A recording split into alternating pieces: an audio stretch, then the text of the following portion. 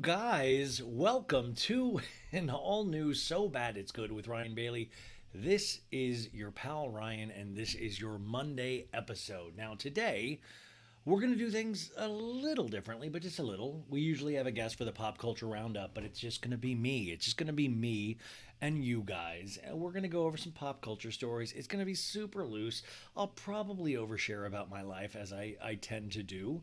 Um, and that's the mashup that this show is. So we're gonna do that, and then there will be a part two of this. I interviewed one of my well, I mean, she was just on the show, but she wrote.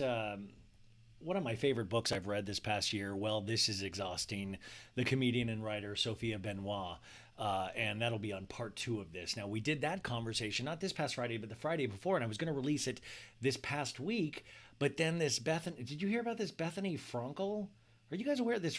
She was a gosh, I think she was on the Housewives show with Freddie Mellencamp. But Bethany Frankel did an interview with Rochelle Levis. Gosh, I'm so bad at pronunciations. They did a three-part Uber podcast that if you've paid attention to Bethany Frankel, it is literally the number one movie of the summer. It is the number one song of the summer. It has healed my gout. It, I mean, there are things. I mean, like it caused an earthquake in Ojai earlier today in the California area, 5.1. That's all Frankel. It was, it was legitimately. I mean, people when they talk podcasts, it's the number one thing that's ever been done in podcasting. So I had to do because I have this itch that I need to talk about these things. I didn't have to. I wanted to talk about each one of those parts, and it was fast. Each one of those conversations with myself, I loved doing, and it was such a weight off the things actually going on in my life. So thank you to Bethany Frankel for that. But it is so funny, even saying that right now, it's like I keep saying Bethany Frankel, and it's so weird because the whole thing was allegedly and supposedly to get Rachel Levis's story out. But honestly, to me, that has all taken a backseat to Bethany Frankel. And I was watching some of the video clips because you can see it on video now. So Bethany, I'm plugging you now. You can go see some of the video for that. In fact, she flew to Rachel Levis, and she even had somebody bring her like "Just Be" neon sign. And I was like, did Bethany bring that neon sign herself, or did an assistant bring that neon sign? I was like finding myself like kind of just dozing off, not dozing off. It was fascinating, but I was just looking at the things in the background, and I was like, wow, somebody brought her a neon sign. That's amazing. And I hope if I ever get a third of that kind of famous big podcasting, that I hope I have a professional neon sign carrier. I don't know if you hire. I don't know if LinkedIn has. Anyways, I'm in the market for a potential neon sign person to carry around a neon sign that says "so bad." No, it was great. It was amazing. But I keep thinking like, oh man, it's so sad. Once again, Rachel's story. And maybe it's different for you guys. Which, by the way, I always have to remind you. Have all the opinions that you want. This is just my opinion. I think it completely overshadowed her story. And in fact, I would say, like, I know Bethany has this whole reality reckoning that she is trying to do, that she is in the process of doing, which we're waiting for that shoe to drop to find out what this is all leading up to, the grand reveal, blah, blah, blah. Let's get this lawsuit going. But at the end of the day, I want better working conditions for all people. But I will say, in this instance, I truly did want Rachel's story. I wanted all of it. I wanted how she felt about Tom Sandoval, potentially hooking up with people on the road. I want to know the moment she realized she had not been in love with Tom Sandoval. Did you know Raquel might not have been in love with Tom Sandoval in the jacuzzi? Did you know that? I can't believe that. No, like I wanted to know those things. I wanted to know specifics. I didn't want to like, okay, the dog. I hear you have a dog. What's the deal with this dog? What? Human fly, what, bite, what is a dog, what, like that's the obvious thing. We all said, oh, it would have been amazing if the person that interviewed her for the first time after the reunion would have been somebody that knew the ins and, like, my God, I never thought I would say I longed for a Color Daddy podcast. I was like, we need to get, you know what, the only person that can get to the bottom of this is Alexandria Cooper, or Alexander Cooper, Color Daddy. Um, you guys, I'm sorry. I had to chug 2 glasses of wine because it's been a little bit of an intense day, and I had to take an extra blood pressure pill because my blood pressure, like, well, I just, you can feel when your like heart's like skyrocketing, and it's this is Sunday night at like 10 p.m. and I've watched a bunch of shows to calm down from the earlier parts of the day, which we may get into, we may not, but I had to take another blood pressure pill. Now I'm good on that, and then I had to chug 2 glasses of wine just to kind of get to a point, not because of Bethany Frankel. This is completely different, but I'm fine. But I'm just, whew, it's a lot. Um, I still am wanting all those details. And the thing is, I don't know if you guys are like me, where you're like, well, my patience is waning. I'm like, I don't know if I'm really good. Like, could we just get to the point where you tell us all these details? You're not coming back on the show, which that's your choice. Totally get it. Whatever your demands that weren't met, I totally get that. But I still am kind of wanting to know these details. And obviously, Bethany wasn't interested because she had another agenda. And I still want to know Rachel's story. I don't think that was the beginning and the end of it at all. Am I? That's not like, that is not slamming on Rachel at all. It's like, I just legitimately want these details. I really do. We got like little pieces. In fact, I found the third part probably the most fascinating in terms of actual information, because we got that thing of Lisa Vanderbilt, like, oh, you must come back to the show and tell your story. Nicolene, I've kidnapped your dog. Like we had that information, but like there was so much more I wanted to get to. But I know we were trying to, say like Andy and the producers and da da da da da da da. And obviously Bethany Frankel is very happy with how all of this did, and it helped, literally. And this is the thing, when Bethany Frankel or anybody does those kind of things, then all of us commentators, reality show and pop culture commentators, it helps us too in the long run. So I guess thank you, Bethany. But you added a lot of work to my week, and it was really nice that so many people were listening. Oh my gosh, I one of the hosts of Diet Starts Tomorrow over on Betches listened to it and posted about it, and I was like, oh my God, like it always blows me away when people that I listen to or people that I really admire listen to the show. Like I get freaked out and I almost want to apologize, and then I realize, it actually, sometimes this might be good. The show might be good. I don't need to apologize for that. So thank you, Bethany Frankel, for that. I guess just as a fan, I'm just so curious about all this information that I'm scared that we will never find out at this point. And I guess we'll just have to live with that. But I'm very curious when the other shoe drops. So I released like 7 or 8, or maybe 9, maybe a million podcasts on the main feed last week. And I was still doing Patreon shows. The Real Housewives of New York recaps are over there. Patreon.com/so bad it's good. And sign up if I just did like a 45-minute episode earlier this evening, kind of filling a lot of the blanks in of what's going on over here. I'm in Gilbert, Arizona.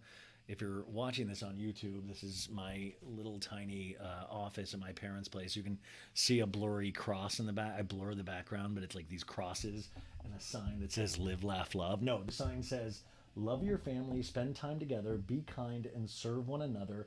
Make no room for regrets. Tomorrow is not promised, and today is all we have. Holy shit, I don't think I've ever read that. My God, that's very deep. That actually is very sad.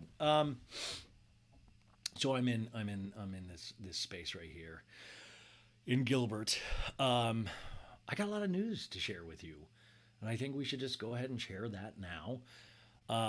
And it's all happy. Well, no, I mean the business side of things, the podcast side of things, very happy. Oh my God, did I just freeze? I usually have a different setup to record, but when traveling, I just took my laptop, and it's an older laptop, so it freezes up.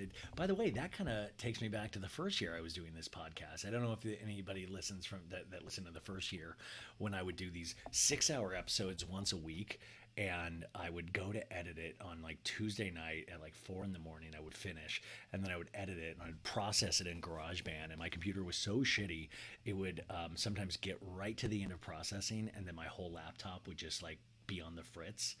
And that was when I still had an actual job. It was like a month before the pandemic started, I believe.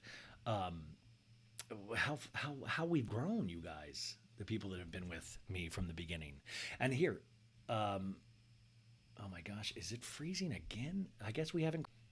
Oh, I think what it is if I move my head, it like blurs the image because I'm taping the image. This is how the sausage is made. Bethany Frankel didn't have to deal with this kind of stuff. Um, we've grown so much, right? Like this show has grown so much because of you guys, and I couldn't be more thankful. And I wish I was more thankful and happy right now, but like things are obviously happening with my family, and you've been on that journey with us. Oh my goodness, you've been on that journey with us, and it's been such a long journey. And I was talking about this on the Patreon. I was like, man, my mom. I mean, just think about what an amazing woman is that my mom has battled some form of cancer for the last 6 or 7 years. I was like, she's always had skin cancer. I mean, that's been a long time. And then she had breast cancer, double mastectomy, and beat that, like killed it, crushed it. And then unfortunately, this cancer, I think it's called blue cell cancer, that took out her adrenal gland, which they had to remove, and then unfortunately spread into the liver and like the bones, and all of this stuff. So I mean, I was thinking, just like what an amazing woman, because a lot of that, a lot of those years, we all knew about it. We would talk about it, but man, what a warrior! Like letting that, um, she wasn't letting that define her at all until. I mean, it just feels like it's been going on so long. I feel like I've been talking about it on this show for so long. And I think I listened to this podcast series, Scamanda, which was about this horrible woman, Amanda, that ran a scam and told everybody she had cancer, and all these people at her church and all these people donated money. Really amazing podcast series that came out a couple of months ago, and somebody recommended it, and I burned through it a couple of weeks ago. And I remember driving back from Arizona to Los Angeles and just being so fucking livid, but also calling my mom, and I'm like, are you faking this? But then I was like, wait, we didn't ask anybody for money. We just asked for postcards. So it's like, and then I felt like an idiot. I was like, sorry, Mom. I just realized you're probably not. Yeah. So it's a horrible cancer joke. Sorry, guys. Um, but wow, what an amazing, continues to be and will be always an amazing woman. Okay, let's get to some good news before we go into other things. Is that I'm going to put out these couple of episodes, and who knows, maybe I'll put out more. I'm definitely putting out more on Patreon, like the Roni recap, and I was doing a Q&A that I ended up just talking about other things and didn't get to any of the Q&A yet. Is the good news for this show, and something that I have been holding on to for a while and I haven't really talked about, and I wish there was more. I wish we had like sound effects and all of that stuff, but listen, life has presented some obstacles right now, which it will always for all of us. The good news, I think it's amazing news, is that next Monday, August 28th, if all goes to plan, I have signed to Betches Media. I am an official Betch. All of the the 4 women that started Betches, I have joined Betches Media Group. They do so many amazing podcasts. Sammy Sage was on the show many months ago, and I've always been blown away by her, and then learning more about this company and what they do, and I've been following them for a while, but it just aligns with so much of how I view the world, and I think they're just top notch. So I will be joining the Betches team starting next Monday, August 28th. Um, and this has been in the works for a little bit, and I just want to. I mean, first off, thank you to Cloud 10 that has had me for the last couple of years, 2 years and 3 months, and they had a partnership with iHeart, and I can't say enough about them for taking me on and really just just amazing. And what's so great also is that I know I leave them in very, very capable hands. They have so many amazing Bravo podcasts and pop culture podcasts and stuff. So I know that I am leaving them in just amazing shape because I love a lot of the shows that they have on their network. So that also is kind of not a weight off, but it makes me feel good that I know they have so many good people and good shows that you guys listen to and should continue listening to and all that. But I'm so excited to be starting with Betches next Monday, August 28th, and we have a lot of surprises in store for you. And be patient with us. I am going through some personal stuff, as it were, and that's not going to say like I still do. You guys heard those Bethany podcast. I'm still as crazy as always. I might be a little down right now, but I can't tell you how excited I am and how much this has meant to me, and I am so grateful for this opportunity, and I am going to kick ass. I'm going to kick ass, and I hope you will join me. Continue to join me. Continue to show up for me. I am going to make it worth your while. And, and I know some people may like, dude, it's just a podcast, but you guys, this is my life, and it's been my life.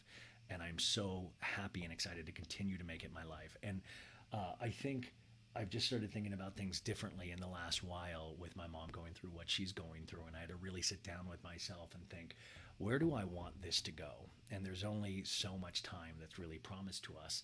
And where do I see this headed? It's not, and it never has been, a money thing for me. I am not a rich person. I still, a lot of the times, have lived paycheck to paycheck. But what excites me is pop culture, reality shows, connecting with you. That little thing where you turn on the TV and there's like a billion options, and you're watching new and exciting things. You're listening to new and exciting things. You're reading books.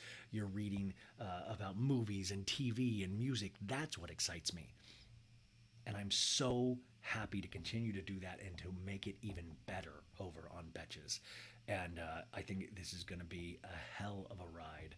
And just continue to show up for me like you do. And I will continue to work my ass off for you. So please, I'm just very, very excited. There's so many plans, there's so many things. And I think, uh, you know, the obvious thing is like, listen, uh, obviously so much is going on with my family, and I do want to tell you is that my mom has been aware of this from the moment this was started even being talked about. Because over the years, by the way, I've been offered a lot of different deals. I've been offered people wanting to sign me from a lot of different places, and that's always been amazing. And I've always been very, very happy just doing this show. That's all I want to do is do this show. It's like my thing. But my mom has known about this, and my mom in particular has loved everything that I've shown them and told them about Betches, and they've been just so amazing to me and my mom and my family. And I wish that we were on a little bit of a different timetable, but I want to tell you that my mom is the one that's like, you're fucking doing this. Like, you're doing it. You're doing this, and I'm so excited to see you do this. And she couldn't be more proud of this. I mean, listen, my mom is the one that's still, she's literally on her deathbed, and she's like, "Hey, you're really close to 80,000 on Instagram. I really wish you could hit 80." And I'm like, "Mom, I don't think I can do it. Mom, I don't think I can do it. I'm like, I'm trying to put all the stupid memes out that I can. And I'm like, Mom, I think I might be shadow banned. And she's like, stop it, pussy. You, my mom has cared sometimes more about these other things, about visibility and stuff like that, than I have. And my mom has always been a very shrewd businesswoman, and I'll tell you more about her and that one day. But you guys have heard her so many times on the show, and my dad as well, who is in the other room right now.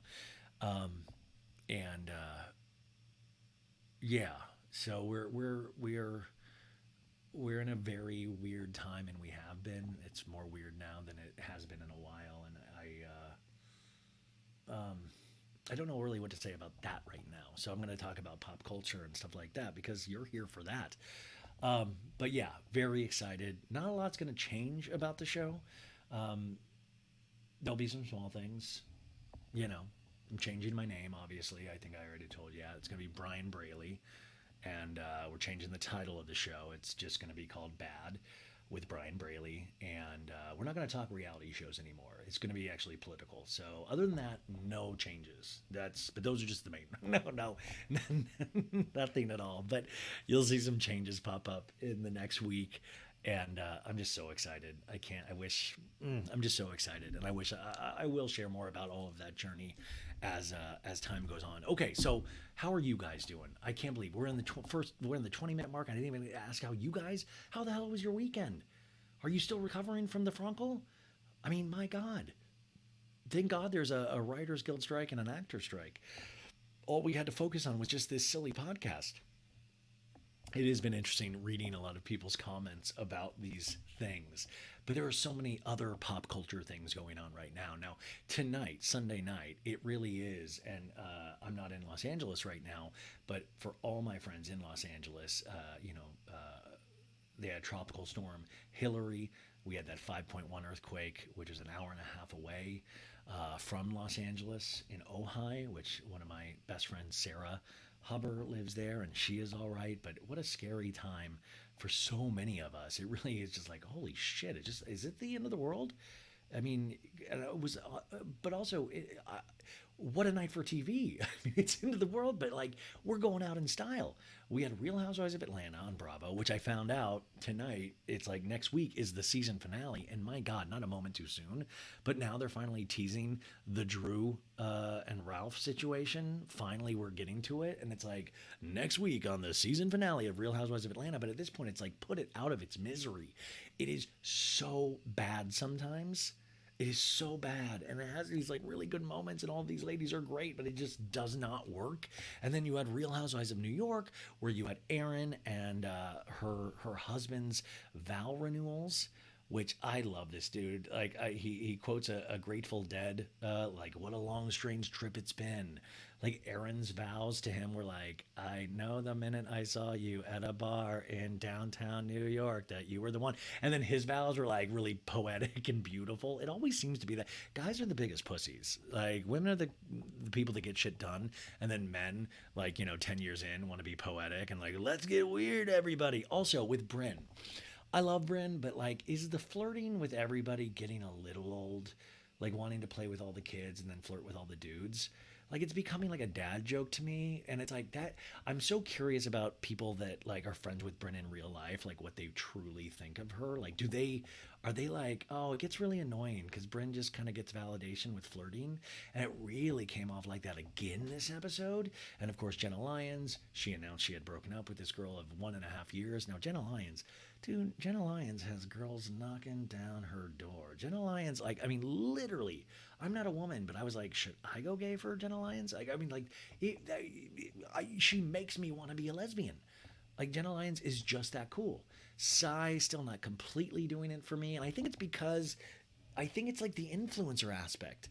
I think when you're an influencer, you're already kind of like a reality show, and it kind of takes away some of the actuality of like when you're on TV and you're already somebody that posts your supposed life. I think it kind of like cancels each other out, if that makes sense.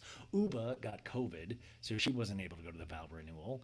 And then Jessel and Pavitt, Jessel's husband, I mean, Jessel is truly becoming the star. Talking about a $62,000 Montessori school for their kids. where they give you a free Mac and an iPad if you join. I'm like, my God, that's a great deal, 62,000. And then she was like, Pavitt, you don't understand.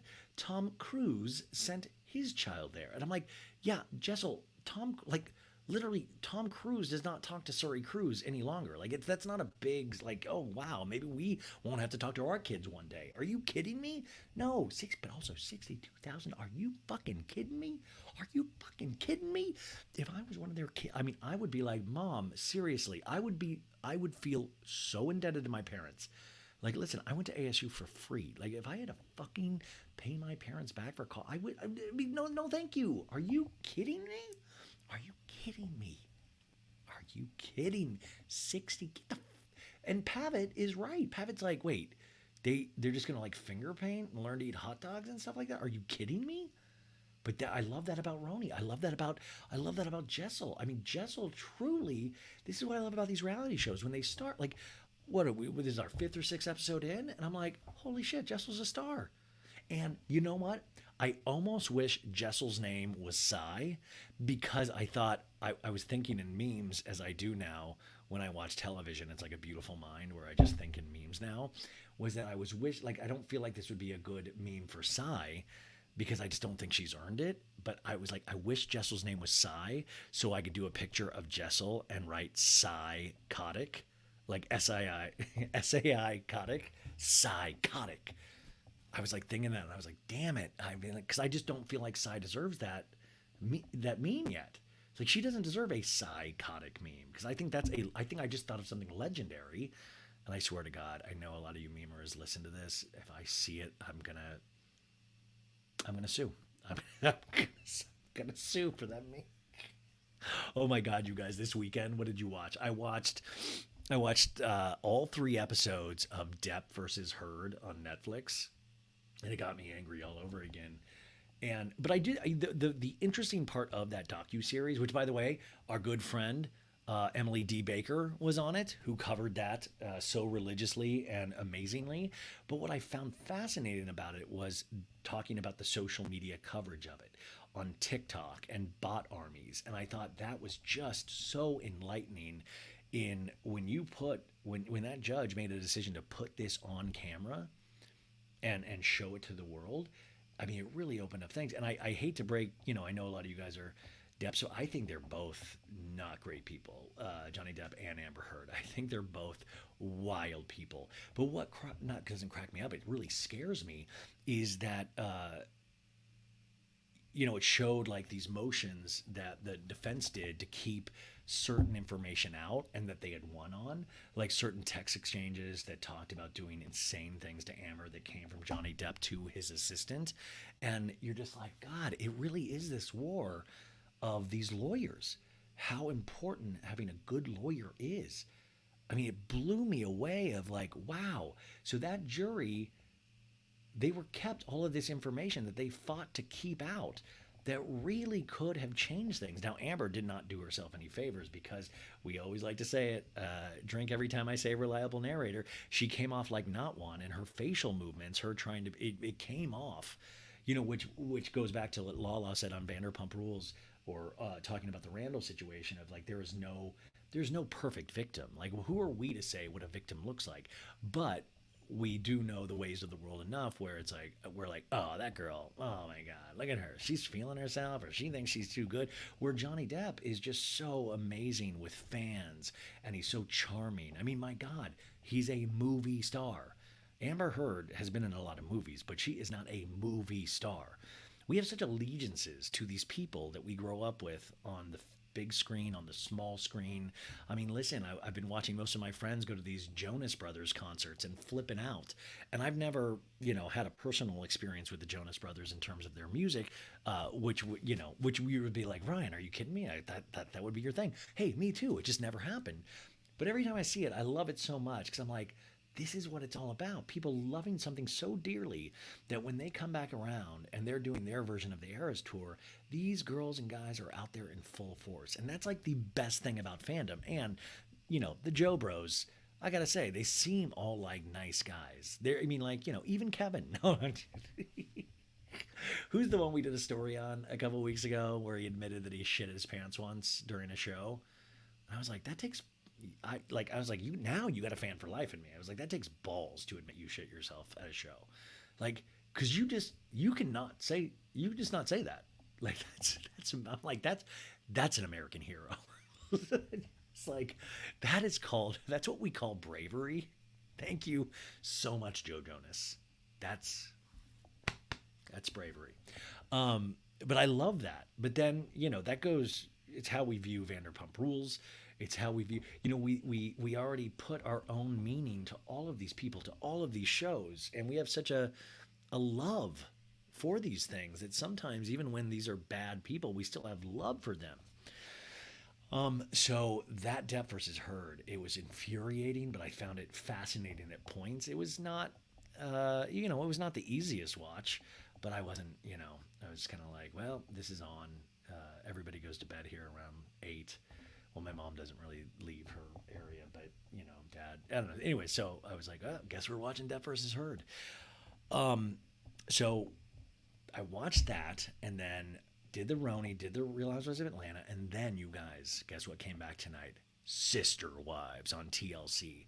Now, if you don't know Sister Wives, we talked about it a little bit last season. It had one of the best seasons of reality shows of all time last season because this guy, Cody Brown, they're trying to build this, where they were trying to build this place. They had got this nice plot of land called Coyote Pass, where they were all going to, each one of the housewives, or each one of the sister wives, were going to build their house. And then they were going to have like a community house. And it was going to be this awesome polygamist marriage family because they all have kids and all this stuff. And he has 4 wives, or he had 4 wives. Like you had Janelle, Mary, Tito, Jeremiah. No, you had Mary, Janelle. I always blank on some of their names because I'm an asshole. Sister wives, wife. You can really tell that second glass of wine is hitting. Um, I'm looking at pictures of them right now, and oh yeah, yeah. Robin's the 4th wife, and she's the troublemaker because Cody's always seemed like he liked Robin more, and all the wives, the other sister wives, started noticing it, and it was like they weren't. They all of a sudden started waking up, and this show's been on for like a billion seasons, and I think finally they started like maybe watching the show or listening to fan reactions because this Cody guy, you think Tom Sandoval is bad? This Cody Brown. Whoo. In fact, by the way, you think this is funny? Jax Taylor, we DM'd about Sister Wives this evening. And he was like, yeah, I'm watching Sister Wives. And I was like, wow, Jax, nice. Um, so Robin is married to Cody as well as Christine. But Christine split from him in November 2021 and now is dating this new dude, this bald dude in Vegas. Seems like a really nice guy. And then you had Janelle, and then you have Mary, spelled Meri. And this Mary cheated on Cody a while back. She got like catfished online, long story. But this Mary, like, so then Cody felt like betrayed, and then Mary's like, let me get back in, and he's like, I don't want, you make me sick. He doesn't want anything to do with her. And this Cody, last season, he's been losing his hair for a long time, and he has these tendrils. They're like little noodles of hair, and he thinks we don't know, but he's like totally balding. So he's grown out these 2 tendrils, and his hairstylist places them down in front of his forehead like I'm doing right now, but you can see then all the balding around the tendrils, but the tendrils are so long, the noodles are so long that he presents like he has a full head of hair, but he doesn't. And it was like, it was like that. I always say that season of OC when Tamara's son Ryan, you can tell his hair was even disgusted with him and tried to they were like, we're out of here, peace. That's like Cody's hair, but these tendrils. I sometimes just watch the show and pay attention to Cody's hair because it's just so fun to see how he's like maneuvering them. And you're like, he's eventually going to get Bret Michaels where he puts on the bandana. Because Bret Michaels, it was a wig, but he would put the bandana on, or he'd have the hat with the wig. And I'm like, Cody is fucking gonna go full Bret Michaels eventually. Because also, listen, I'm not a polygamist. I don't think I'll ever be a polygamist. In fact, I was on the fence and I started watching the show and I was like, you know what? This doesn't seem like a lot of fun. And it's like having the 4 wives. I don't think it did good for his hair. I don't think it just seems like he's stressed out. And they said in tonight's premiere episode of the season, he is not the fun loving. He's not the fun loving Cody he used to be. Yeah, because back in the day, he had these four ladies thinking he was like a fucking second god. He's walking around like everybody's doing what he says, and then the kids are growing up realizing he's a jerkhead, and then the ladies are realizing he's a dork, and then he wants to like just hang out with the one wife more than the others, and they're like, wait a sec, this is our life too, and this Coyote Pass, it doesn't even seem like that is like that good a property. In fact, that's how I want to die. I want to trespass on Coyote Pass, and like Cody just like shoots at me. just like, I'm taking shrapnel on Coyote Pass. But you guys, people were asking me tonight because I was posting about it. I was like, oh, should I watch it? Should I get into it now? And I'm like, you know what? I don't know. Like tonight's episode wasn't the most exciting. It was good to have him back. It was like I always say with reality shows, it's like summer break in junior high, and you come back and you see everybody's new hairstyle. You see where everybody's losing their hair and putting tendrils in their places, and that's exciting. But not tons happen. Like it's they're all still not really getting along, and Cody's like losing one wife after another because now since Christine did it, like everybody's like, oh, maybe I should do it, and like that looks pretty good. So this Cody is losing more and more of his ladies, and I'm like, when do we get to a point where Cody starts dating again? Because but now he's thinking like, oh my God, plural. I'm like, this guy that's like believed in plural marriage. And then they showed clips for this season, you guys. They showed clips for this season, and my favorite sound clip was Robin is like, I thought we would grow old together on a porch with my sister wives, and I know I'm making fun of it, and it's probably a really very real feeling for her, but I was just like, how crazy is like that was like it takes all kinds, right? Like my dream is to be on Betches, and her dream is to grow old on a porch with a bunch of other sister wives. Like we all have different things that we want in this world. But if you want to get into it now, I would say watch last season because it was just emotional upheaval at its best. And I just thought it was so weirdly powerful. I just didn't see it coming. Like it took all of those seasons to get to this place. And so finally the fruits of that labor is all showing up. But if you just started like tonight's episode, I don't think you would think too much of it, but also I was in a weird mood when I was watching it, so who knows. But that was on, and of course you have like now we're in that 90-day. There's like, oh my God, 90-day the other way, 90-day. They had 90-day Last Resort premiered last Monday, and then 90.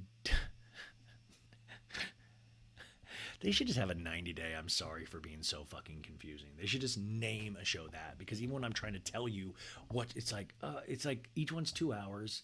Oh, except for the fucking. Sorry, I'm being so cursy on one of my last shows here. 90-day, 90 90. Oh, before the 90 days. So before the 90 days. I think is the one, oh yeah, before the 90 days is on Monday nights. And that's the one that I got into last week when I watched all like 5 episodes. Didn't realize it was out. Those were like 2 hours too, except for this past Mondays, all of a sudden went down to an hour because they had to do 90-day The Last Resort, where they take all these numbskulls that are in these failed 90-day relationships and they put them on a resort in Florida. Like they have Big Ed and Angela and Michael. But Michael, how has Michael still not gotten any kind of visa to get here? I'm not complaining, but like, how is that possible? And then Michael's just dragged around on an iPad by Angela, and they're supposed to be doing therapy on this resort. It is just wild. And if, by the way, if I was on the you're a therapist, then you all of a sudden you're like, oh, you're going to be on TV. And that's probably pretty cool for a therapist to be on TV. But then you find out you're working with like 90-day people, and you're like, oh no, that eventually is not going to help this business. It's just a shit show. But anyways, before the 90 days, amazing. 90-day the other way, one of the worst shows I've ever seen. Like it is horrendous. I hate myself for the 2 hours that I watch it. I haven't watched tonight's yet because I got to talk to you guys.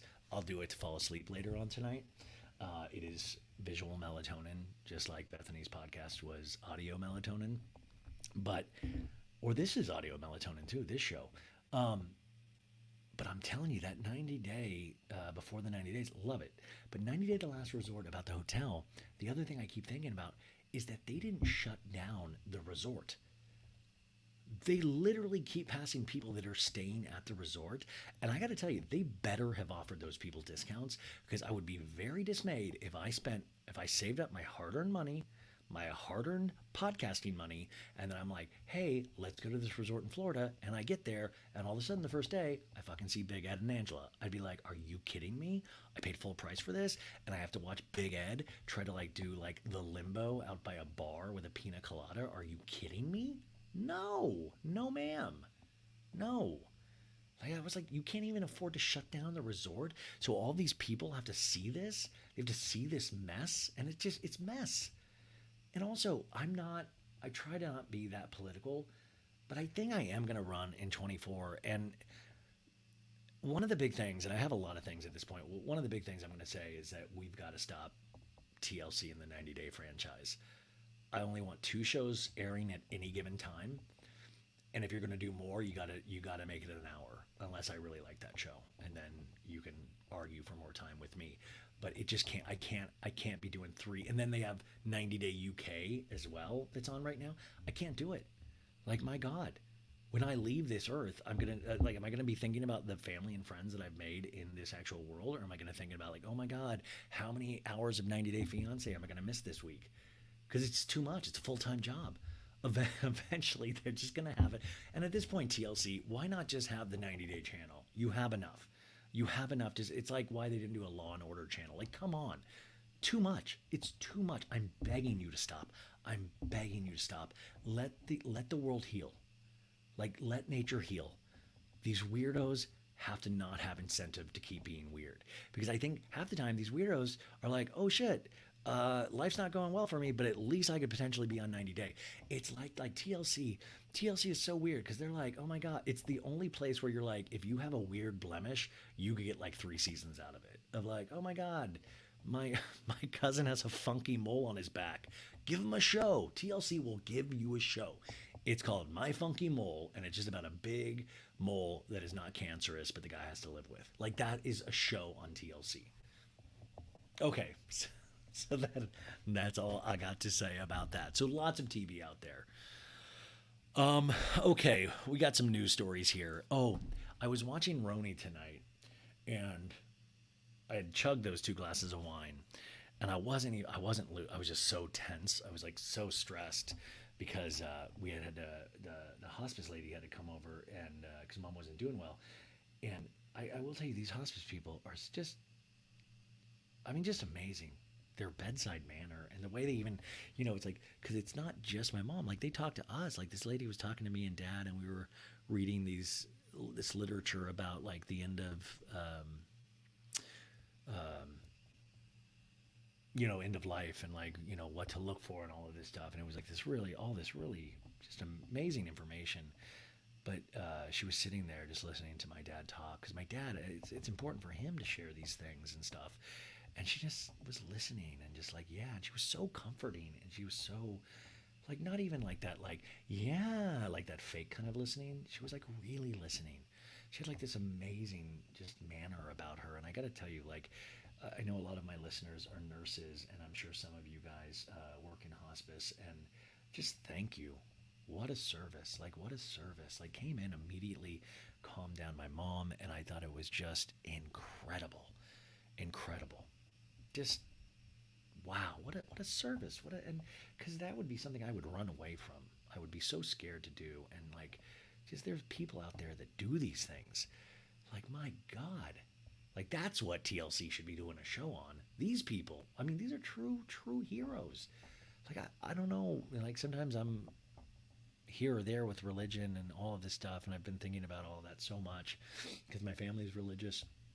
But it does make you believe in humanity and the good in the world when you see these things. Anyways, guys, and I just want you to be aware. I'm aware that I'm all over the place, so I'm saving the good stuff for next week. But thank you for always being here with me, no matter where I go and no matter which deviation I take from a topic. So I was watching Roni, and I was like trying to get a little loose. And I haven't been drunk in a very long time, and I still didn't get drunk because I knew I had to do this.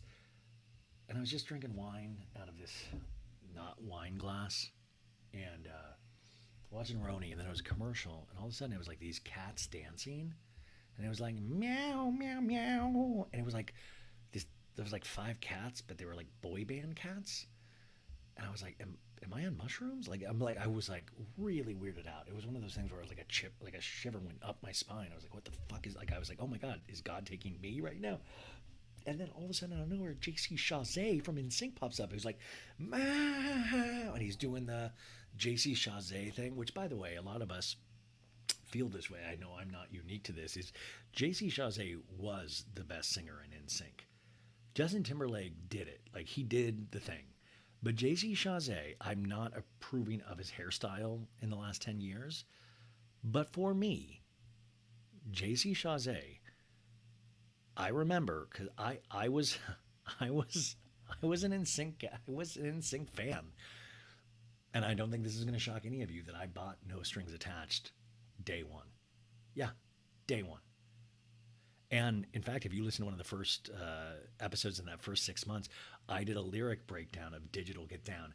Digital, digital, get down. Just you and me. Which literally was a song before its time because it really locked into the world of cybersex and phone sex. Digital, digital, get down. That is like a jam. That is a bop. I loved that song. But I always thought JC Chazé, I was like, dude, this guy gets all the chicks. And I knew Justin had his little curly thing, but he always like was way too attitudey for me. He was always like, I'm the shit. And I was like, JC Chazé was the guy. And then, Joey and Chris, like, seem like really good guys. I mean, truly, they seem like great guys.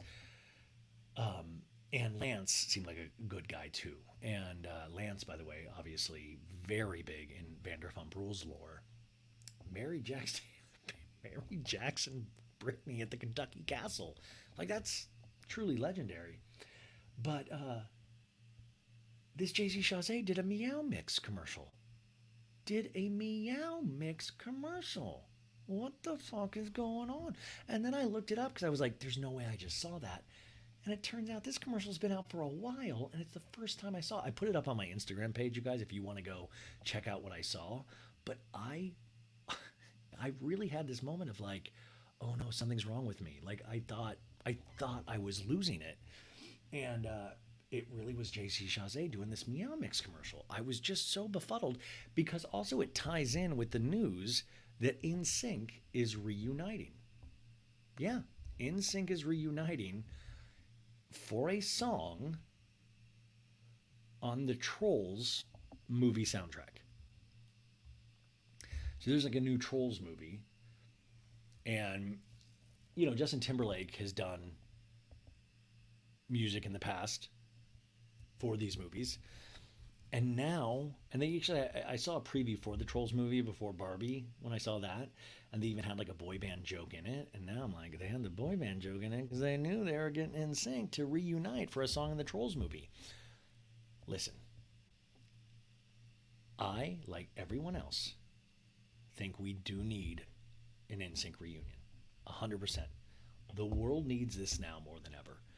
But I do not like that it's for the Trolls movie soundtrack. No offense to the Trolls. I like to be a troll sometimes online, but and no, like, the Trolls are very popular movies. But it's like, if you're gonna do a movie, like, push for the Barbie movie, push for Oppenheimer, dude. If NSYNC reunited for like a song in Oppenheimer, are you kidding me? That you would never feel like it's gonna blow up. We're gonna do the bomb. That would have fucking, or like Mission Impossible or that Sound of Freedom movie. Like, yeah, but Trolls, a Trolls movie. And like, listen, I'm happy for like Joey and Chris. Like, you want them to get paid. That who's that guy? Their manager that died in the prison, Lou Pearlman. That guy was gross. What a dick. Also, if you're watching that on YouTube, I'm aware that I have this fucking huge stress pimple right here. Oh, it's just awful, you guys. Like, all my stress is gotten to this one part of my nose right here. Um, this truly is like potentially my cry for help podcast. No, you can, if you're watching, you can tell, you can know exactly where that is. But yeah, they're reuniting. I hope the rumor is that they're going to reunite for a tour as well. Now I'm totally. And by the way, this is why I always say this is what I said with Succession, is that I hope Jesse Armstrong, the creator of that TV show Succession that we all loved on HBO Max, or now it's called Max, your only hope to get more Succession is for the next 10 to 15 years, every project that guy's involved with just completely tanks. And then in 15 years from now, he's like, you know what I've been thinking about? What happened to those people from Succession? Maybe I could write a little something. You know what I'm saying? Because, like, they want to be successful. So, what it took in my mind as a pop culture commentator for this to actually happen was that Justin Timberlake completely have his career demolished in the last couple of years because of what he did, that Man in the Woods album where he was just sitting on the tree trunk like Donald Trump Jr., where it was just like thinking, what was that? It was a Woodsman, Man of the Woods. That album tanked. He had done the Super Bowl that year, and that was cool. But then all the Britney stuff came back, the Janet stuff came back, all that stuff, which we'll talk about Britney in a second. All that stuff came back to haunt him, and all of a sudden, for the first time in his career, there'd always been rumblings, but then there was like this massive undercurrent of like "F you, Justin Timberlake," or at least that's how I had felt picking up on some of these things. And I think all of a sudden, when things like that happen, you are like, you know what? I do miss the people. I do miss my other brothers in NSYNC. And Justin's like, you know what? It wouldn't be that bad. The only thing I get worried about with any boy band reuniting is, can they still do the moves? Can they? Does Joey have it? Can Joey still do it? Are we good? What's our blood pressure like? What are we doing? What are we weighing? Like, we've got to consider these things because the NKOTB crew, New Kids on the Block, and the Backstreet Boys, they're killing it. They all seem fairly in shape still. They're killing it. So yeah, but I think what we'll see is a tour potentially revolving around Timberlake with a bunch of NSYNC like pop-ins, kind of like Beyonce has done with Destiny's Child here and there. But I'm all for it, dude. I'm all for it. I'm very excited. I hope it happens sooner rather than later, and I hope people are genuinely kind about it. I really am excited to see what they do. I just don't love that it's potentially for the Trolls movie soundtrack. Do you guys feel the same, right? Right? Okay, so moving on, I got some notes here from Marissa, who did amazing.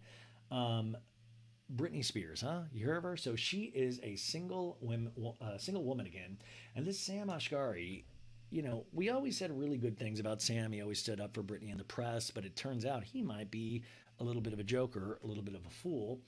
And this woman has come forward, Ashley Frank. Ashley N. Frank is her Instagram handle, ASHLEYNFRANKE. And she wrote in her stories, she says, not surprised. Sam was one of my personal trainers and friend when I trained at RPT in Beverly Hills. I'm guessing that's like a workout facility. He was cheating on her the whole time and he was dating her. And when they got married, I should just send the screenshots of his Snapchats to Britney's lawyer. In fact, I most definitely will. That girl's been through enough. He used that poor girl. Now he's trying to blackmail her out of the prenup. What a dick. Hashtag leave Britney alone. And then she continues, I find it absolutely absurd he is claiming she cheated because over the weekend, TMZ and New York Post tried to push this thing that Sam claims she cheated and beat him and is trying to demand more cash because she had an ironclad prenup that entitled him to $1 million per year of marriage, but they didn't make it to a year, so he would only be entitled to $500,000, and he's also trying to get her to pay for his legal fees. Anyway, she continues, I find it absolutely absurd he is claiming she cheated, knowing damn well what he was doing from day one. He set his intentions on being famous when he started dating her. He was dishonest with her from the beginning and used to laugh about it with his clients at the gym. His coworkers quote, other trainers at RPT, also lying cheating pigs. Oh shit, this Ashley does not like RPT. Supported his every move. If I read a news story that they were divorcing for a legitimate reason, I might not have said anything, but to read a headline like this, knowing all that I know, I cannot be silent. I feel all the women that trained at RPT or with Sam privately should be honest. You can be anonymous and still be honest. I personally never hooked up with Sam. I denied any of his attempts and never responded to any of his unsolicited pictures or in person when he would ask if I wanted to hook up with him in the showers at the gym. Sorry, Sam, you're not my type, she says. I actually stopped working out there altogether because I was so offended by the constant sexual harassment. I wanted a gym with community and to feel safe and comfortable. RPT was not that. In fact, RPT stands for Royal Personal Training. RPT was not that. In fact, the owner still owes me thousands of dollars in unused personal training once I withdrew as a client due to unwanted sexual advances from multiple trainers enforcing of high meds for results. And then she continues, y'all, at Britney Spears, Army is fierce. Just so happens my bestie in LA is personal friends with Brit's divorce lawyer Laura. Is that Laura Wasser? So I'll be sending what relevant info I have to her. If she can use anything to help Britney, great. It's really disgusting of Sam to take advantage of Britney while she's been suffering from mental illness for so long. I hope she gets justice and doesn't have to pay him a cent. So Sam files for divorce. Britney was seen out without her wedding ring, and he wants to contest the prenup. He also said he got a black eye, but his ex assistant friend said that that was from training for a movie, which, by the way, a lot of the movies that Sam has worked on were produced by, you guessed it, Mr. Randall Emmett, king of the geezer teasers. And when the rumors that were the same rumors about Britney in a TMZ doc came up, then he denied them, Sam. So Sam was the TMZ leak and lied both times. That's what they're speculating. He's trying to JT her, saying she cheated. That's Justin Timberlake. JT is Justin Timberlake, you guys.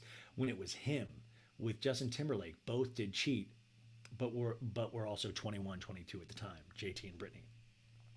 No one is falling for this bullshit, Marissa says. I like this. Yeah. And then Britney was spotted out, I think, like 45 minutes from Los Angeles in like Covina or something, and she was at like a Dave's Hot Chicken, and she had like a little buzzer ball drink, and got some chicken, and she was like looked like the most Britney we had seen her in a while, where she was in a sweater and she wasn't wearing a bra, and you could like it was just how we all dress when we, I mean, I think I have bigger boobs than Britney at this point, but she was just it was late and she just was out. I don't know, you guys. I mean, then people are like, oh my God, she's gonna release another album now, and she's gonna like, guys, let's just not expect anything from her or want anything from her, and hope she has the best help and people around her. Honestly, like, I don't want another album from her. I want her just to be happy. I want her to be taken care of. I want her to get all of the help and treatment that she so desires. And I don't think any of us should be like, oh my God, I hope she tours, or we need an album. Like, it would be amazing. But we all heard that Will I Am song that sounded like artificial intelligence. Like, uh, I don't know. And we'll find out more. But it's just one of those kind of really sad on top of sad things. And if this guy, if it was a fake relationship, which it seems like parts of it obviously were, and this guy, if you see him, like, he used to be like this little chubby kid that had no muscles and, like, came to this country. And so he's, you know, everybody wants to be a star, right? That's it. Everybody wants to be a star. And so he's out there living his dreams. He potentially might have agreed to do, I can't even speculate, but I just hope, I don't know. I just hope she's okay. And I can't imagine another one of these situations. And it makes that wedding even all the more weird. And I don't know. But it's one of those pop culture stories, you guys, that I almost don't even want to know the details about. Like, I don't want to read the blind items about it. I don't want to speculate. I just want her to be able to get whatever help she needs away from the public eye. And it's just one of those things, like even that Dave's Hot Chicken photo, I saw that and then it just exploded all over Twitter, and everybody was making their jokes. And they were, actually jokes that were still respectful of Britney, because genuinely, I think everybody in social media genuinely loves Britney. But it just bums me out. And I'm not saying she shouldn't have gotten out of the conservatorship, because I still do. I just think this is why celebrities these days are, the other thing I always say is just not aspirational anymore. It just seems like you get to a certain level with so many people having thoughts about you or having been inspired by you, that it's just really, really intense. Now, speaking of that, Miss T Swift, old Taylor, this Jack Antonoff got married over the weekend to actress Margaret Qualley, who has dated Shia LaBeouf, Pete Davidson, a who's who, a fantastic actress. Her mom is an amazing actress as well. I don't know if you remember her from like Groundhog's Day and Green Card and just a fantastic. Andy McDowell is her name, but this is Andy McDowell's daughter. So she got married to Jack Antonoff over the weekend, and they had, I think the rehearsal dinner in was it like Jersey, right? What area was it? It was like like some place in Jersey. And Taylor walked in with Zoe Kravitz and Channing Tatum, which like good, yay, star studded, right? You had Lana Del Rey there, who's who. Um, but all of a sudden, word got out that Taylor Swift was at this rehearsal dinner, and there were hundreds of people outside of this rehearsal dinner place in Jersey just shouting her name. And it's like, that's what celebrity is. It's not all like, man, and I wonder if Taylor, how can you not be affected, right? And either you're like, oh, that's cool, I'm just totally used to it, and that's even a weird behavior, or are you embarrassed of like, oh, I'm so sorry, I'm potentially ruining aspects of this because anything that's being said about the marriage, you can hear Taylor, Taylor, I love you, I'll kill for you. You hear that in the background, and Taylor's having to go around going, oh, I'm so sorry, should I leave? Is it all right if I'm here? Or if Taylor's like, ah, it's normal, I love him. Like it's weird, but fan behavior is weird behavior. We've seen that time and time again. Like, listen, I like to go in the Sir Alley and just like decompress. That's how weird fan behavior is. Things like that. But and people showed up to the wedding the next day as well, which Taylor also went to. And I just thought it reminded me of back in the old days when you would see film footage of Michael Jackson overseas, and he would have thousands upon thousands of people just lining up outside of his hotel room. Oh my God! Remember, of course, when he had his son blanket and he was like dangling blanket from a hotel balcony for his fans, like, look at it. It's we it's just, I think about Taylor all the time because that's what you're legally required to do in the year 2023. And I just wonder, like, how could you mentally be okay with any of this? Like, I mean, just think about her nervous system. It's got to be so jacked up. 80,000 people per show, 3.5 hours, people just losing their minds anywhere you go. How, I mean, at a certain point, like, you got to disappear. Like, I mean, like, what, I mean, what could and by the way, for being as famous as she is for as long as she is, she's one of the most, seems like one of the people that still has their head on their shoulders. But like, how is that possible? Because everything would tell you that you should not, that you could not. And you think about other people that are that famous or that kind of influential, like Beyonce, but Beyonce has Jay-Z, another very famous person. And so they have that to lean on, and they also have a family together. So that gives some sort of stability, some sort of foundation. And I'm not saying that Taylor doesn't have amazing people around her, but it's one of those things that you're like, okay, well, at the end of the day, she has those children. At the end of the day, she has Jay, you know? And obviously the Lemonade album is long gone, and Jay now knows if he cheats that she will write another amazing album, and I don't think he'll want that to happen. And Solange will beat the shit out of him again in an elevator. But you do speculate about that, and then it's just wild because this Jack Antonoff marrying Margaret Qualley, we're thinking more about Taylor. We're thinking more about Taylor. It's like I talked about at the beginning of this show with Bethany kind of stealing that spotlight. Bethany Frankel, if you guys remember her, the housewife, she kind of, I think, stole the spotlight a little bit from Rachel's story. And not that Margaret or Jack really give a shit because they're in love, and I don't think any of them are just out for the fame of it all. But isn't that wild? I was thinking about that all weekend when I was seeing these videos and just thinking, oh my God, Taylor legitimately can't go anywhere. And how does she feel about that? And then how do you get away from it all? And then she's going to start the European legs of these tours soon and then go to Canada. So you got a whole nother year and a half of this circus, and you're re-releasing all of these albums at the same time. And this girl's a workhorse, so she's probably working on new albums at the same time because she genuinely loves it. But at a certain point, because I was trying to think of like female artists in like the 60s and the 70s, and I was thinking like, you had Carole King, you had Aretha Franklin, like these people that were prolific in some of their music that really moved and affected people. But at a certain point, they fell off, not in terms of their music, but just in terms of their popularity. Carole King had this album, Tapestries, which I was not born yet when it came out, but it was one of the top albums. It still is one of the top albums of all time. Where I heard a thing where in the '70s, legitimately 1 in 3 households had this vinyl record of Carole King's Tapestries. Whew. Um, oh, also, I've been doing this thing to calm me down.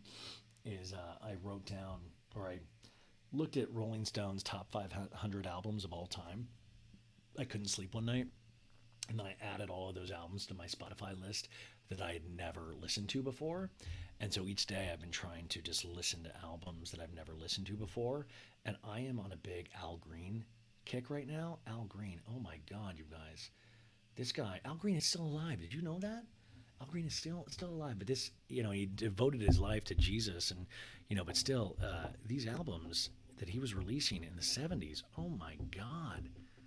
I mean, just what an amazing musical artist. And I also, um, I went back and I listened to all of the Talking Heads albums led by David Byrne because they're re-releasing the movie that was released 40 years ago, one of the best concert films of all time. It's called Stop Making Sense. And Talking Heads, if you don't know, you know a couple of their songs, even if you don't think you know them, like "Burning Down the House." They have so many amazing banger songs. But they did this concert film. It was recorded in Los Angeles 40 years ago by the director Jonathan Demme. Now, Jonathan Demme, he won, I believe, the Oscar for Silence of the Lambs, but just an amazing director. He's no longer with us. He also did the film Philadelphia with Tom Hanks and Denzel Washington. He he's done so many. I'm trying to think of all the movies, but he's just was a consummate filmmaker. But he directed this concert film. And one of the things growing up, like I would always read about like the films or the concert films you're supposed to see. So I saw Stop Making Sense on DVD for the first time about 15 years ago, and it blew me away. Blew me away. But A24, one of my favorite film distributors, I geek out on that shit. They're the people that released Midsummer and Hereditary. And in fact, they have a new horror film that's out that's doing pretty well called Talk to Me, that just actually made $45 million dollars on a $5 million budget, which is huge for independent film cinema. But A24 is re-releasing a new print of Stop Making Sense. And Talking Heads broke up a long time ago, and David Byrne went on a solo career that was somewhat successful. And he's just a genius. He's just an absolute genius. But they're re-releasing that film in a couple of weeks, and the Talking Heads, all of the members are actually going to be on stage at a film fest talking about this film for the first time, and I just cannot wait. You got to pick those. You got to pick those things, you guys, in life that make you happy. And in the midst of being sad a lot lately, I've been trying to listen to music that like moves me or makes me like perk up. And the thought of that film being re-released, like it's something to hang my hat on. It's like, oh, cool, that's coming out. I've always done that with pop culture. It's like even with Tonight with Sister Wives, I was so looking forward to it. Where even tonight we were dealing with the hospice, and then after that, everybody's like, I was like, well, I'm gonna go watch Sister Wives. I'm gonna go watch Sister Wives now because I really needed to. I needed to. But we all need to pick those things out where we're like, ooh, that's coming out in a couple weeks. Okay, gotta mark my calendar. Do that. It's worth it. It's worth it to show up for these things that make you happy. It's like we're talking with fandom. It's worth it. It's worth it to go to that Jonas Brothers concert. It's worth it. So I just wanted to tell you about that. Which, by the way, I went on a rant on Instagram this weekend. These pop culture. This is why I know I'm doing what I should be doing. Is that I've carried around stupid pop culture little tidbits and facts in my head since I've been born. And when I saw Stop Making Sense was being re-released, I immediately remembered that that was Tom Hanks and Rita Wilson. That was their first date that they went on, was to a screening of Stop Making Sense 40 years ago. Don't know where I read that when I was a kid. Don't know why I remembered it, but I remembered it immediately. And it was one of those things like, did you just see JC Chazin and a Meow Mix commercial? I was like, maybe I made that up. And then I went and looked it up, and I was right. And my head is filled with shit like that. So don't go anywhere, because you're going to learn so much useless pop culture information from me, and you're going to continue to learn that until the end of me. So I was excited about that. Music, keep listening to music. keep listening to music. What else do we got here, Ryan? I'll tell you. This is why it's always good to have guests. But I kind of wanted this last pop culture roundup just to me and you, because that's how it started. Oh, this is great. Selena Gomez. Speaking of music, Selena Gomez and Miley Cyrus are both dropping new music on August 25th. So when I do the show over at Betches on the 28th, we're going to have two new songs to talk about, Selena and Miley. And there's no beef. They're good friends. They both championed each other's singles. Now, Selena's single is called Single Soon. It's literally called Single Soon. And Miley's is called Used to Be Young, which is makes me upset because as an actual old person, I get upset when younger people than me go, "Oh, I'm so old now." It's like, calm down. Just and there's like these billboard posters all over Los Angeles, like on bus stops about this, like the new Miley. But it is funny. Like, are we just gonna pretend like Miley's Endless Summer album didn't just come out? Like used to be flowers, which was like the flower song was such a bop, and then that album. I'm sorry, all you Miley fans. I listened to it. No, I'm also a bangers man through and through, which they're actually releasing on vinyl soon. Bangers to me is still my favorite Miley Cyrus album. But this endless summer vacation was it endless vacation, endless summer. It was one of the that flowers single, amazing, huge, TikTok bold. But then the album was like so, and now we're already getting a whole new Miley, a whole new album, and they're also saying that Miley is still rumored to be headlining the Super Bowl, which I don't want. I like Miley Cyrus a lot, but I don't. I'd rather Harry Styles. I mean, are you? I just don't. I don't want that. But I always wonder if these artist camps just keep putting that out there, like they've not been officially offered, but they're like, if we keep putting the rumor out there, and that rumor takes hold, who knows? Maybe it could happen. So you've got two new, potentially amazing songs, and Selena Gomez. Listen, I've caught up to the Selena Nader. It's like Terminator, but Selena Nader. I just made that up. I have grown to like her. One of my good friends loves her. Like, I mean, loves her. And I will say, I really like her in Only Murders in the Building, which their third season is airing on Mondays. We get a new episode tomorrow. They're on their fourth episode, and I'm really enjoying it. It's in its own little bizarre world. Only Murders in the Building. It's very stylized, so you have to go with that. But I really, really love it. But Selena Gomez, I really like her, and I think maybe it's just because she gets to hang out with Steve Martin and Martin Short, who I just love until the end of time. But I really like her, and I really caught up to the fact that Selena Gomez, one of the most followed people on Instagram, which we talked about a couple weeks ago with Sophie, and the number one has the most streamed music on YouTube of all time. Like I had no clue her music footprint was that big. Like I just completely missed Selena Gomez's music. I was too wrapped up in alternative music. I just did not like. I've always just like, oh sure, yeah, Selena sings. I had no clue. In fact, I wish this is what I wish, and she probably already has one. I wish Selena Gomez would have a greatest hits album, so people like me could like catch up to like what are your bops, Selena? Like what are the top 10 songs that I need to be listening to with this? Okay, moving on to Real Housewives of Beverly Hills news. The family took a photo all together with Mauricio and Kyle, and you could tell it was a serious photo because they all took off their cowboy hats.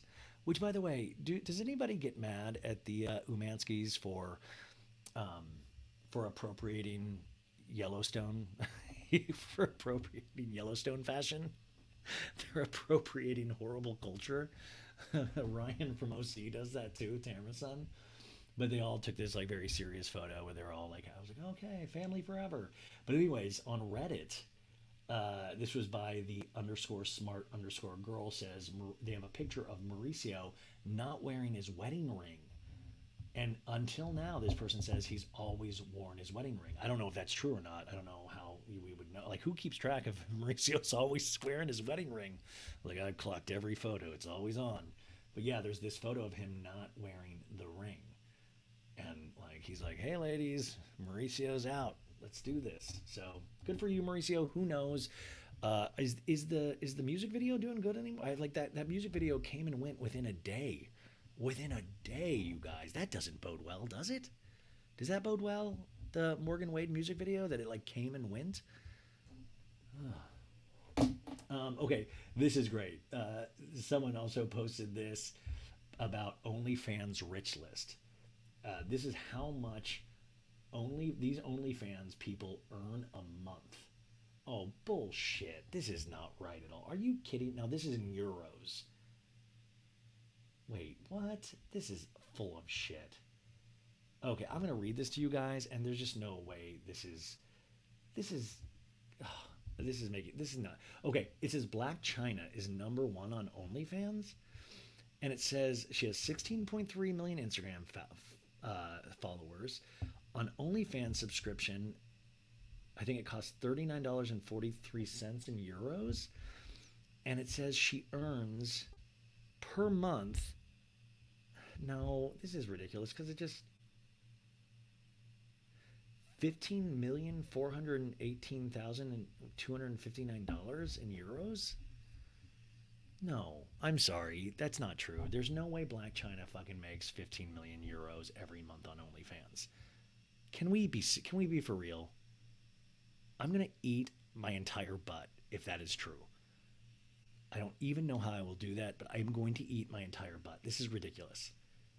And come on, who am I being punked? Marissa, did you send me that? Am I being punked? This can't be true. Okay, anyways, Farrah Abraham makes $377,000 a month, or $377,000 in euros.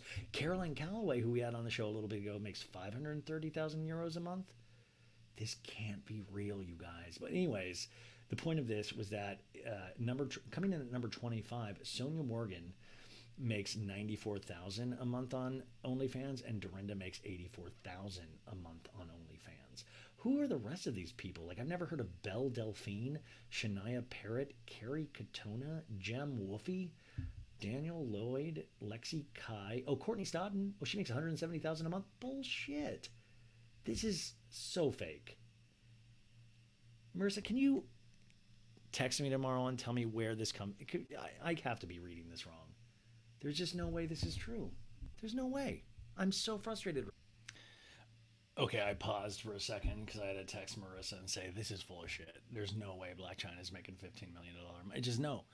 No.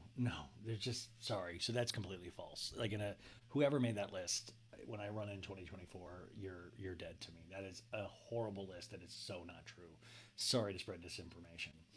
Okay, what a couple other things. Ooh, Teresa Giudice, and I hate to comment on Real Housewives of New Jersey because the fandom is so scary. Um, I think it's like a legitimate war anytime Real Housewives of New Jersey gets talked about. But they are filming the new season again, and there's a lot of rumors that Teresa is potentially a friend of this season. I don't think that's true, but who knows? But anyways, Kim D, you guys know her from Posh. It's like Porsche without the R. Posh, the Posh fashion show, of course. Kim D. They have both followed each other. Can you imagine this, you guys? That you, it's like because of a show, you keep having to have these people in your life. Does anybody think it's good that Kim D and Teresa are following each other again? It's just more mess. It is just there. Jersey, there's never going to be peace in Real Housewives in New Jersey. It is like The Godfather isn't this dramatic. This is just too much. So, congratulations. Also, yeah, we talked about In Sync. That's very exciting with the Trolls movie. Um, oh, this is a Demois blind about Mauricio and Kyle that says, I think it's time for this well known housewife to put a muzzle on her hubby. Recently seen carelessly carousing around Europe, he's been very vocal about his current relationship status. Not only is he telling everyone they're broken up, but also blabbing to anyone and everyone who will listen about details regarding her highly speculated new relationship. Reel it in, amigo. That's what the blind says. I love that Kyle's probably sending this blind into Demois. If Mauricio, let him carouse around Europe, let him yell, let him do whatever he wants. If she's dipping in with the Morgans, like let him carouse and do all the things. He's got his ring off. We just talked about it. Good for you, Mauricio and Kyle. You need to carouse it up too. Maybe you know what? Maybe this Morgan White. I hope you get a little bit of a carousing time. By the way, anybody ever think about Kyle and Jenna Lyons? That would be a power couple if any of that were to be believed. But yeah, I mean, listen.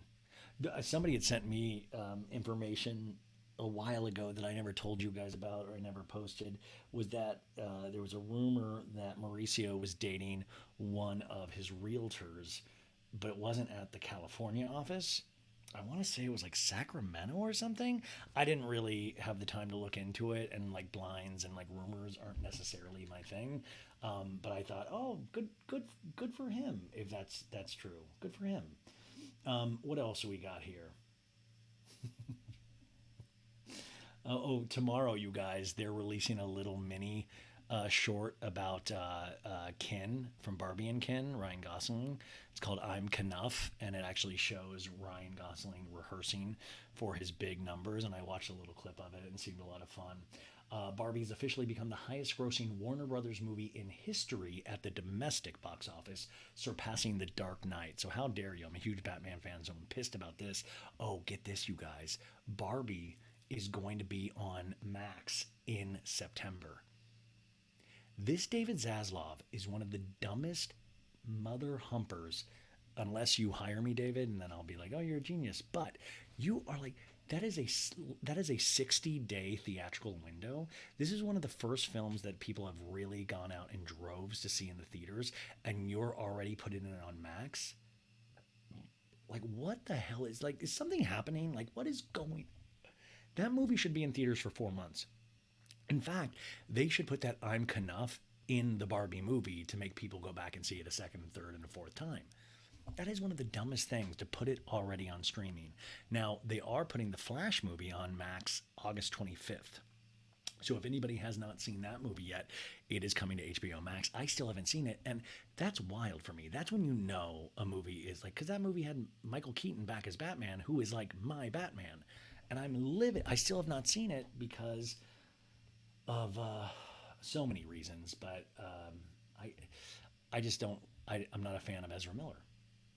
Okay, moving on. Addison Rae announced her EP came out this Friday, and I listened to it and I liked it a lot. It's only 11 minutes. Her EP is only 11 minutes, but it's 11 minutes of like really saccharine, sweet pop songs, and I really enjoyed two of the songs on it that spoke to me as a young woman. But I'm no joke. I actually enjoyed. I don't really have that much of an opinion about Addison Rae. In fact, the opinion I do have is that remember when they released that Netflix movie? She did the remake of. Was it just like what was the? She did the remake of the movie, the famous fucking. Oh, I'm sorry, you guys. I'm tired. But anyway, she remade it. I'm one of the only people that liked that movie. I mean, it was during the pandemic, so I was going through stuff, but I really genuinely liked that movie. Okay, so it's called AR, her EP, AR, Addison Rae's AR, and she has a song with Charlie XCX, which our buddy Samaj loves. But I loved, what are the songs? There is 5 songs on this, and it's only 11 minutes and 57 seconds. I loved It Could Have Been You, and I loved Obsessed, and I love Nothing On But the Radio. In fact, To Die For, the Charlie XCX, and I could take it or leave it, but it was really good. So everybody go check out the Addison Rae extended play. It's 12 minutes of your life, so it's very easy listening. Harry Styles is supposedly dating Taylor Russell, so I hope everybody's okay with that. Taylor Russell is now his rumored girlfriend. They were spotted cozying up in London following her performance in The Effect at the National Theatre Wednesday evening. So she was in the movie Bones and All with Timothy Chalamet Ding Dong. And they were spotted getting cozy. So Harry Styles. But by the way, I've heard now from a couple people that this Harry Styles, he hooks up with a lot of people, but I hear he's like a gentleman about it. I hear he's not a cad, but I hear he likes to hook up with people. But who doesn't, right? If you're Harry Styles, you just got to be a good guy. But yeah, Natalie Portman and her husband separate after trying to work through their affair because he got caught cheating on her with a younger ballerina, which remember, they met on the set of Black Swan, the movie that she won the Oscar for. And that's very sad. They had just hit 10 years in their marriage. In fact, by the way, part two of this, I have my interview with Sophia Benoit. We talk a lot. We talk a little bit about this, but we talk about a lot of celebrity couples and cheating. And I think it's a really funny conversation. We go through Fleetwood Mac to Britney Spears to Taylor Swift. We run the whole gamut. Zoe Deschanel and Jonathan Scott, one of the Property brothers, are now engaged. So congrats. And Zoe Deschanel, I gotta tell, I hate to. This isn't a brag because I've told you this before, but like she follows me on Instagram.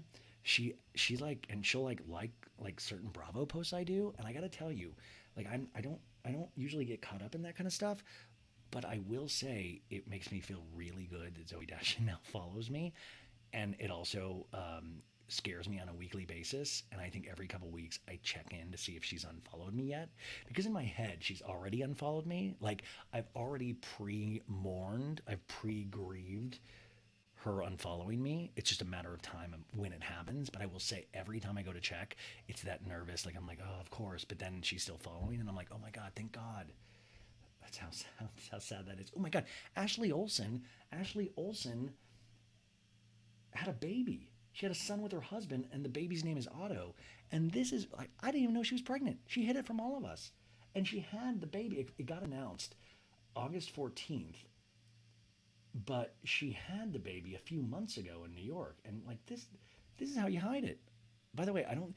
The, the Olsens have had such an interesting career, from Full House to the movies to the fashion to the. I mean, just what an interesting career. But it's so interesting. They're wildly famous still, but at the same time, nobody got any kind of tip off, paparazzi shot, anything. Like, that's truly inspirational. Candy Burris from Real Housewives of Atlanta confirmed that there will be season two of Candy and the Gang that aired on Sunday nights on Bravo a while back. And this was huge because we heard that it was not a go. So I don't know what happened. I don't know if they're going to put Real Housewives of Atlanta on pause or some sort after this season. But congratulations to Candy. We love Candy. She's awesome. I think that's actually truly great news. Now, speaking of BravoCon, we got a like a pretty full list, even though people are going to keep getting added to it. But we got a list of the Bravo celebrities set to appear. And Lisa Rinna has not been invited yet, even though she says she's going to boycott. But it's hard to boycott something that you're not invited to or wanted at. So I always think that's a little bit of an LOL. Like, sure, Lisa, boycott something that nobody wants you at. Rinna honestly should just have Rinnacon, and I think that would be fine for her. So let's see here. Who are the Bravo Labs? Ooh, I'm going to tell you some Salt Lake news in a second too. Let's see here. This is the Bravo lineup. The lineup is here. It's like the Coachella lineup. We got Adriana Demora, Miami. Aisha Scott, wow. Below Deck, Down Under on Monday nights. They are 2 episodes each Monday. So good. Alexia Napola, that's Miami. Ali Luber from Vanderpump Rules, that's DJ James Kennedy's girl. Amanda Batula, Summer House. Amir Lancaster from Summer House Martha's Vineyard. Amrit Kapai from Family Car. No, sorry. Oh, you guys. Which, by the way, they have a couple of Family Karma cast members, which is really amazing news because that means we might get another season of Family Karma, which I think we all want. I'm telling you, Amrit was on the show with his husband a while back, and they were just the nicest dudes. So I was so excited to see this. Andrea Denver is back, Andy Cohen, Angie Katsaneveas from Real Housewives of Salt Lake City, Ariana Maddox, Ashley Darby. Now, Ariana Maddox, somebody was saying that she wasn't set to appear, but she's right here on the Bravo lineup. Because my thing was, somebody had asked me why she wasn't going, but she is going according to this lineup. And if she is not there the full weekend, it's probably just because Dancing with the Stars is potentially going to be still going if she is still in Dancing with the Stars at that time. So remember that. You got Brian Benny, Bria Fleming from Summer House Martha's Vineyard, Brooke Davies. That's really exciting for Brock because he wasn't on BravoCon's poster last year. Chanel Ayan, Sharice Jackson, Jordan, Chris Leone, Sierra Miller, Colin McRae, Craig Conover, Crystal Kung Minkoff, Daisy Kelleher, Daniel Cabral, Danielle Oliveira, Aaron Dana Lychee, Frank Catania, Fraser Olander. Guys, I can't do this. There's a lot of Bravo Labs. I'm mispronouncing every one of these names. Louis Reellis from Jersey is on the poster. Interesting. Luann DeSeps, Reza, Captain Sandy. I love that the captains, they actually put Captain Sandy. It's not just Sandy on, it's Captain Sandy on. Shep Rose, Sheree, Sonia Morgan, Tom Sandoval, and Tom Schwartz. I know everybody will be excited to see him and everybody will have a blast, but like, really? I mean, I get a little bit of a weird feeling for so many reasons. If we can get a Tom Sandoval Erika Jayne duet, that's going to be interesting. But of course, Tom wouldn't miss this. He went on a full tour, so of course he's going to be there. Whitney Rose, Dr. Wendy Acefo, Sonia, okay, Sheena Shea, Sutton Stracke. I'm Sutton Stracke, Taylor Ann Green, Taylor Armstrong. It's a who's who. Everybody's going to be there, and So Bad It's Good is going to be there. I know me and Maritza are going to be there. You'll have further information about all of our comings and goings at BravoCon as it gets closer. My God, what month? We're in August. It's November. Oh God. Okay, we got like two and a half months. My goodness, what a year! Can you believe it? It's almost September. Like we're done. 2023 is done. Wild. Okay, so that's really exciting.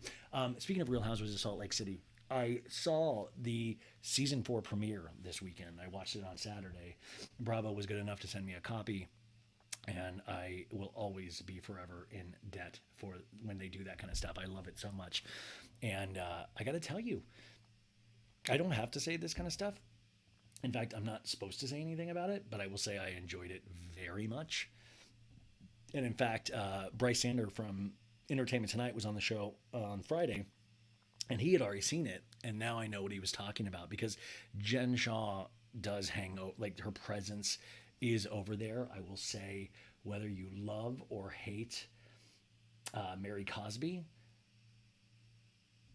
she is very needed and she is used perfectly. It is a really, I gotta tell, Lisa Barlow cracks me. It was a really solid hour of television. It really was. I liked it. I can't wait to watch it again. So that comes out in September 3rd, I think. So we're like right, you got like 2 weeks before Salt Lake City premieres. I can't believe it's coming up, but I really enjoyed it. I can't wait for you guys to hear it. In fact, Meredith Marks, damn it. I will say Meredith Marks does a Whitney Rose impersonation. It's not as good as mine, but it's very, and also it's ballsy for Meredith to do an imitation of anybody when it's just like, man, that's ballsy. Okay, so that happened. A couple more things, and then we'll get to part 2, which consider it like a tape, like a cassette tape. Just stop this and then hit play on the next one. What other little notes did I have this week? Dun, dun, dun, dun, dun, dun. We are loose today. Oh, Jeff Bezos. I wanted to talk about Jeff Bezos because he's been on a yacht for the last month.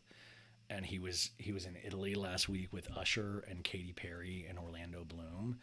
And the guy is just jacked. He's got veins everywhere. And I was looking at old pictures of Jeff Bezos for inspiration on Saturday night because I was like, you can do anything with your life.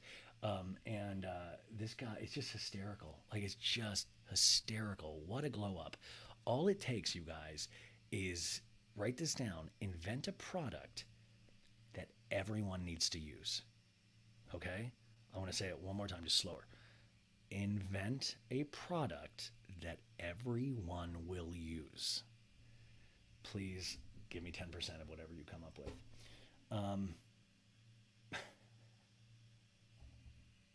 Okay, Brittany and Sandra. Okay, so the last thing I'll leave you with is we're going to end it like we started with Bethany and Rachel. And I said this on the Patreon today because I literally had a dream about this, and I woke up and I was like, oh, I got it. I know why she's doing all of this. And what I came up with is that I truly think Bethany Frankel is ashamed of where she's come from. I think she is ashamed. Like, I think she thinks she is a genius, and in some ways she is. I think she's incredibly frustrated that she does owe her, like, skinny girl and stuff, partly to being on a reality show. I think she is embarrassed that this is where she comes from. I think she doesn't like the other ladies. I think she thinks a lot of them are lunatics. She said as much on the shows when she was on with them, and I think she's embarrassed by it. I think the other moguls and millionaires that she's gotten to hang out with, I think she potentially is a little insecure that she is tied in with reality shows. So in a sense, I feel like she's going to make them pay for that. Of like, okay, well, reality shows I think are ridiculous. So what I'm going to do is I'm going to try to be the head of it. I'm going to try to make a union. I'm going to try to fight for these better things, allegedly. But I think it comes from this deep insecurity. And I think a lot of us do this, is that we try to rewrite where we came from. I think we're sometimes embarrassed. I bumped into this a lot when I was at acting school, and I was there for like 12 or 13 years. And some people you would bump into that they never wanted anybody to know that they had to take acting lessons or they got coached, because they wanted people to believe that they did it all by themselves. And I just don't think in life you can do truly anything by yourself. I think you're always going to get the best work when you workshop it, when you do it by committee, when you get other suggestions. Now, you will always be your own personal barometer for, like what actually works. But I think she's truly ashamed that she comes from housewives, and that is part of her origin story. So I think she's kind of changed that, of like, well, I'm going to make it based around me entirely then. I think there is this, because when she talks about reality TV, she talks about it with like a deep embarrassment. And we champion it. Like, we've loved her so much for so many years based on what she's done, but I don't think she loves it. I think she's embarrassed by it. And I think it's just weird. It's just the vibe I get. And that's another way I'm like, okay, if you think of it like that, then it makes a lot of this other stuff like, oh, okay. Like, you can almost sense where that anger comes from and why it's so intense for her. I don't know. It's just something I keep. That's what the old mind thinks about. Anyways, you guys, what a lopsided episode. But I hope you got something from it. I hope you got a few giggles. And once again, remember, part 2 is going to be right on after this, so go on over there. And it's a really fun conversation that I did, not this past Friday, but the Friday before, by a genius writer and comedian, Sophia Benoit. But I want to say, we are moving the show to Betches. It will be there Monday, August 28th. If you want more in the meantime, go on over to patreon.com/so-bad-it's-good. And let's do this. Let's do this together. Let's make this successful. Let's continue to make this successful. Like, fuck you guys. I've never done anything right in my life, and I'm so proud of this show, and I'm so proud of what we've done, and I look forward to the future. I look forward to live shows. I look forward to just being goofy and having laughs, and maybe we'll talk about some serious stuff here and there, and I'll try to be as authentic as I can with you guys. And I just love this stuff so much, and I just thank you. I really wish I had something. I just don't have anything good to say today, but I am so thankful. And so thank you from the bottom of my heart. And I hope you have the best week ever. I hope you have the best Monday ever. And if you can, give my mom some energy this week. And also give my dad a thought or two. I know he's having a real rough time. And it's very interesting when they've been married 53 years. And it's very interesting. Like, just hearing him, it's like, I'm like, oh, what this means for him. And he was talking to me today about when he first met Mom, and how nice she was. And you sometimes forget, because it's your dad or your parent, you guys have had these conversations, I'm sure, and you forget that this at one point was just a guy that loved a girl, and then they created this life together. And sometimes, my sister has her family, and I have this podcast, and we get caught up in those things, because I've been so blessed to have a fairly strong family unit that I always come back to, that always has supported me. Not financially, but no. But they've always supported me, and I was truly blessed and privileged in the sense that I never had to think about sometimes who my parents were as people and what they meant to each other. And I think if you've listened to this podcast from the beginning, I've always I've met my parents in different ways over the last 4 years because of this show. I've been able to ask them questions in front of a mic about how they met and about their life and about hard things like Vietnam and raising a family that I don't think I necessarily asked when I was growing up. And I didn't get to, I was with my mom. My parents both worked full time. And my mom, she never went to college, but she was really amazingly smart. And when we moved to Arizona from Kansas, she started off as a receptionist at the Radisson Resort in Scottsdale. And she worked her way up to the head conference service manager without a college degree. And she would drop us off at school in the morning, me and my sister. She would go to work. We would come home. She would come home. She would cook us dinner. I mean, we were talking like hamburger helper and stuff, but it was still like she would cook us dinner, and then she would go back for like whatever night function, like whatever banquet or whatever thing that they were doing at the hotel. And when you're a kid, and also a lot of my life, your head is so far up your own ass that you don't sit there and go, damn, this woman has worked a full-time gig around a bunch of men that don't even want her there because she's a woman. Like it's a man's game back then. And then she would come home and cook us dinner and want to hear what we did at school and the school plays and all that shit. And then go back out and work. And we didn't even question it. We were just like super privileged. We weren't brats, but I wish I could go back then and just be like, how are you? How are you doing? And I'm sure at times I did, but I just didn't, I don't know. It's really interesting too, is that I've been reading over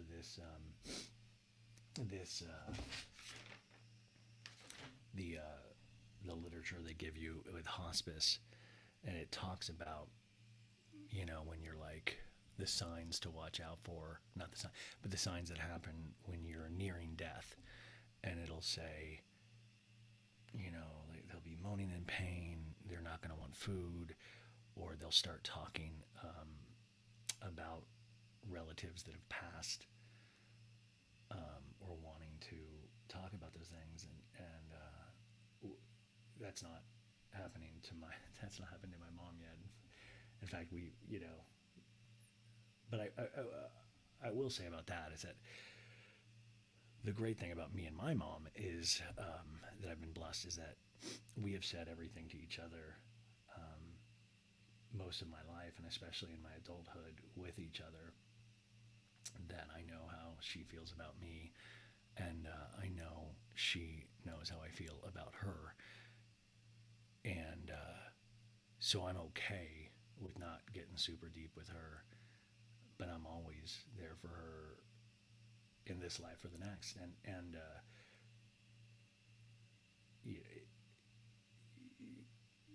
she was asleep for, gosh, she's only up for about, I would say, an hour and a half today. And it's like me and dad are here, and we're just running around like goofballs, like, oh my god, what do we do, like we're just like the two stooges. And my sister came over to give us some food tonight, and she was here with the kids, and and I always think about what they're thinking, because the kids are just into, it's like they love my mom, their grandma, so much. Oh god, I'm oversharing again. I gotta stop this. But it's wild, you guys. And I feel like I've talked about this journey for so long, and it's weird when it starts becoming more realistic. Like, I was never under any assumption that she was going to survive this, but it's weird because she's had these like rebounds. Like, she was in a really bad, like, we didn't think we were going to get to go to Alaska. She was in the hospital. Like, she's had 2 rebounds where it was like things were looking bleak, and then she like completely rebounded. And unfortunately, we're just not at that place where she's going to rebound, and we had to start hospice. But it's just such a wild journey. And I probably said this earlier in the show, but what frustrates me, what makes me angry, and I was talking to my dad tonight about this, is, just one of the strongest women I know just always on top of everything. And it's like, this is how you go out. Like this is like this. It just feels unfair. It's like where she was like she slept for like, and then she didn't know where she was at earlier, and the hospital. I was just like, this is not who she is. This is not how she wants to go out. And I just thought, how weird. How life is so weird. It's like all this, all this, all this. Okay, well, anyways, have a great week, you guys. I don't know where that came from. Sorry about that. Part two, a lot of laughs. I'm not going to do any of this bullshit. We already recorded it, so it's just going to be a straight interview. You'll actually hear me be a little nervous with her because I never talked to her before, but I reached out to her because I was a big fan of her book, and she just proved to be so funny and just amazing, and I hope she'll come on again and talk more pop culture stuff with us. Okay, sorry to get all deep about my mom and weird. Love you guys. Betches.